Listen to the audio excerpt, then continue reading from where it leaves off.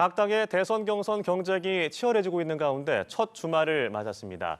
오늘 초대석에는 세 번째 대선 도전장을 내민 국민의힘 홍준표 대선 경선 후보 모시고 이야기 나눠보도록 하겠습니다. 안녕하십니까? 안녕하세요. 네, 예. 오랜만에 출연하시는 거죠? 3년 만이죠. 예. 3년 전에 당내 경선할 때 연합뉴스 한번 오고 3년 만에 왔습니다. 네, 진심으로 반갑습니다. 네, 홍준표 후보님은 대한민국에 모르는 사람은 없겠지만 정리를 해봤습니다. 검사 출신의 30년 정치 인생, 5선 국회의원, 재선 경남지사와 대구시장 등 선출직 8번, 그리고 당대표도 2번 하셨습니다. 그렇습니다. 그리고 대선에 세 번째로 도전하시는 거죠? 사실상 네 번째라고 하긴 하지만 처음에는 그게 아니고 친이친박이 싸우니까 중재하러 들어갔죠. 예. 세 번이죠. 네, 예. 마지막 도전이라고도 하셨는데 예. 가벼운 질문부터 드려보도록 예. 하겠습니다. 일단 다음 주 화요일에 1차 예비 경선을 통해서 4명으로 추려지게 됩니다. 예. 통과할 자신감 좀 있으신지요? 4명에는 들어가겠죠. 네, 예상 가능한 답변이었기 때문에 예, 바로 예, 넘어가도록 하겠습니다. 조금 전에 이제 A조 토론이 시작이 됐고 예. 후보님은 내일 이제 B조 토론이 진행이 됩니다. 예. 나경원, 한동훈, 이철호 후보와 함께 사회 통합이라는 주제로 토론을 하게 되는데 네. 사실 이번에 이제 비상계엄 또 이 탄핵 국면에서 상처를 입은 국민들 또 양 진영의 갈등의 골도 좀 깊어졌습니다. 네. 사회 통합을 위해서 어떤 방안이 좀 있으십니까? 보수 진보 좌우가 공존하는 나라를 만드는 게 다음 대통령이 할 첫째 임무입니다. 예. 그래서 이제는 탄핵으로 한 시대가 갔으니까 새로운 시대 만드는데 좌우가 공존하는 그런 나라를 만들어야 되겠죠. 예. 그렇게 만들기 위해서는 지금 대한민국은 거의 진영 논리에 매몰되어 있어요. 네. 좌파는 좌파대로, 우파는 우파대로. 그런데 그걸 통합하는 개념으로 국익 개념을 나는 늘 이야기합니다. 국익이요. 나라의 이익이 되고 국민의 이익이 된다면 그 개념으로 모든 정책을 접근하고 정치도 그렇게 해야 하는 게 아닌가. 그래서 국익 개념으로 국익을 상위 개념으로 두고 좌우 통합을 하는 게 맞겠다. 그런 생각입니다. 알겠습니다. 예. 그럼 관련된 이제 공약 내용은 저희가 잠시 후에 예. 질문을 드리도록 하겠고요. 일단 경선에 참여하는 8명의 국민의힘 후보들 중에 홍 후보님만의 강점, 경쟁력 어떤 게 있다고 보십니까? 지금 전국이 굉장히 혼란스럽죠. 예. 그래서 우선 전국을 안정시키려면 경륜이 있어야 됩니다. 경륜이요. 두 번째 강단이 있어야 됩니다. 네. 세 번째 세상을 내다보는 해안이 있어야 됩니다. 예. 그런 측면에서는 제가 제일 경험이 있지 않을까 그런 생각입니다. 30년 정치 인생에 경륜과 강단과 해안이 있다라고 하셨습니다. 그리고 지난 2017년 대선과 지금의 대선이 많이 비교가 되고 있습니다. 그렇습니다. 예, 보수 정권 대통령 탄핵과 조기 대선 그리고 홍준표 후보의 출마. 이번이 마지막 도전이라고 하셨는데 그때의 출마했을 때의 마음과 지금의 마음의 변화는 어떤 게 있습니까? 그때는 대선에 된다고 나온 건 아니죠. 예. 박근혜 탄핵과 이번에 윤석열 탄핵의 탄핵의 본질은 나는 다르게 봐요. 네. 박근혜 탄핵 같은 경우에는 한국 보수 진영에 대한 탄핵이었어요. 그러니까 당 지지율이 4%빼 안 됐죠. 당이 해체될 위기까지 갔었죠. 예. 그러나 이번에 윤석열 정부에 대한 윤석열 대통령의 탄핵은 한국 보수 진영의 탄핵이라기보다는 윤석열 대통령 개인에 대한 탄핵으로 나는 봅니다. 그래 되니까 당 지지율이 한때는 우리 당이 더 높은 적이 있었죠. 예. 그러니까 지금 엎치락뒤치락 하잖아요. 그러니까 탄핵의 본질이 털린 거다. 그래서 2017년도 같은 경우에는 당을 살리기 위해서 나갔고 예. 이번에 나가는 거는 제6공화국을 좀 이제 마무리 짓고 네. 7공화국 새로운 나라를 만드는데 앞장을 서보겠다.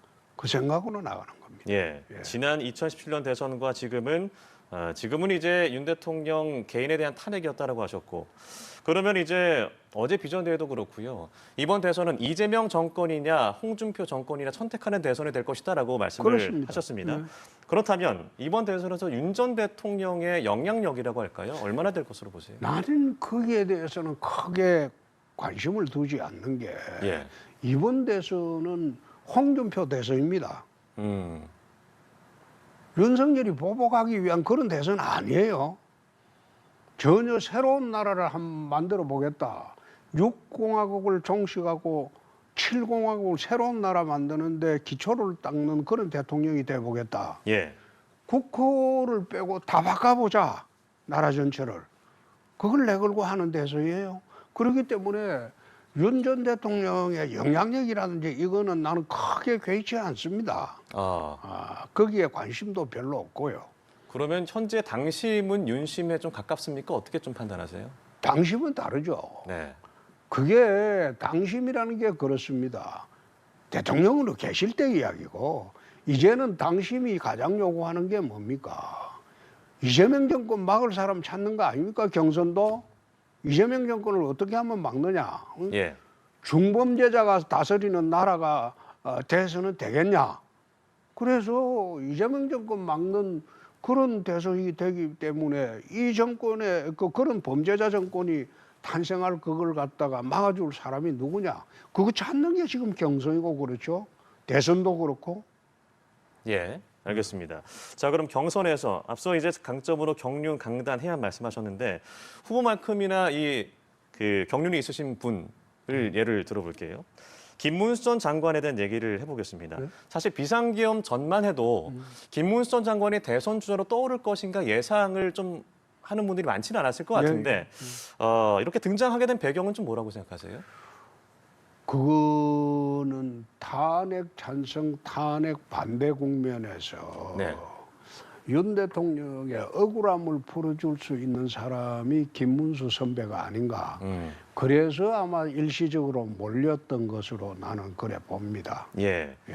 그럼 얼마나 위협적인 상대라고 생각하시는지요? 위협이고 아니고 간에 김문수 선배는 15대 국회에 같이 들어왔던 분입니다. 네. 오랫도록 같이 정치 90 활동을 년대부터요. 했고 예. 뜻도 같이 이제 모아서 같이 하던 사람이고 그래서 나는 위협이고 아니고 간에 우리 당 후보들은 전부 누가 되든 간에 한 사람이 되면 전부 안고 가야 될 사람으로 그래 봅니다. 예. 그렇다면 강경 보수층뿐만 아니라 이 소위 이제 중도층이라고 하잖아요. 물론 스윙보터라고 표현을 예, 하셨습니다만 그 양측의 마음을 모두 사기기는 쉽지 않을 것 같아요. 균형을 어떻게 맞추실 생각이십니까? 균형이 아니고 지금 제가 이야기하는 것은 전혀 새로운 나라를 한번 만들어 보자. 네. 지난 우리가 지금 보수 진보 좌파 우파 갈등이 시작된 게 2002년 노무현 정권 시대부터입니다. 예. 그때부터 표면화가 됐거든요. 20년 동안 좌파는 좌파대로 우파는 우파대로 자기 주장만으로 20년을 살다가 극적으로 충돌한 게 지난 비상계엄 사태와 탄핵 소추 사태입니다. 네.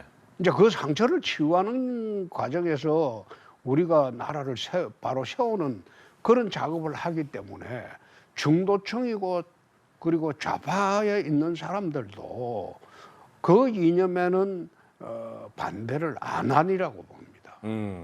그렇다면 이제 경선에서 통과하셔서 후보로 등록이 되셨을 때 반 이재명 빅텐트론도 주장을 하셨으니까요. 네. 어떤 후보, 어떤 인물이 좀 오면 좋을 것인지 구상은 좀 하신 게 있습니까?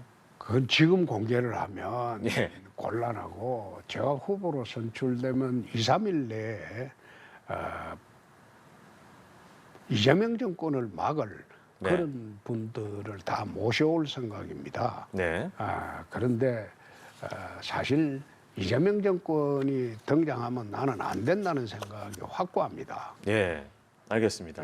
자, 이미 한덕수 권한대행의 차출론에 대해서는 좀 많이 부정적인 입장을 밝혀오셨습니다. 그러니까 비상식적이라는 말씀을 하셨죠. 상식이 안 맞죠. 예. 한덕수 대행이 지금 첫째 임무가 뭡니까? 공정한 선거 관리 아닙니까? 네. 심판 아닙니까? 심판이 갑자기 선수로 뛰겠다? 그리고 심판이 내려와 버리면 이번에 다시 최상목 체제로 다시 돌아갑니까? 그게 국민들이 납득을 할까요? 예. 그럼 만약에 그리고 두 예, 예. 번째, 한덕수 총리는 윤석열 대통령, 탄핵당한 윤석열 대통령의 총리입니다. 네. 지금 제가 하고자 하는 거는 탄핵이 옳으냐 그러냐 그런 선거 아니에요. 이미 됐으면 거기서 끝내고 새로운 나라를 어떤 나라를 만들 것이냐 그 선거입니다. 그런데 한덕수 대행이 들어오면 탄핵이 옳으냐 안 옳으냐 근데 지금 탄핵이 60% 이상의 국민들이 찬성을 하고 있는데 그 선거가 되는 선거라고 보십니까? 그러니까 상식에 반하는 그런 엉뚱한 짓을 하니까 내가 뭐 철딱선이 없는 짓들이다. 그러고 일축해버리고 말죠. 그럼 제가 가정에 대한 질문을 좀 예. 해드리겠습니다. 국민의힘 후보가 되신다면 만약에 한덕수 권한대행이 출마를 했을 시에 빅텐트의 논의 가능성은 좀 어떻게 볼 수 있을까요? 가정에 대한 질문입니다. 가정에 대한 질문도 좀 그렇지만은 예. 한 총리는 평생 관료를 하신 분입니다. 그 비상식적인 사람이 아닙니다. 내가 한덕수 총리 잘 알고 있습니다. 네. 그분의 성품을.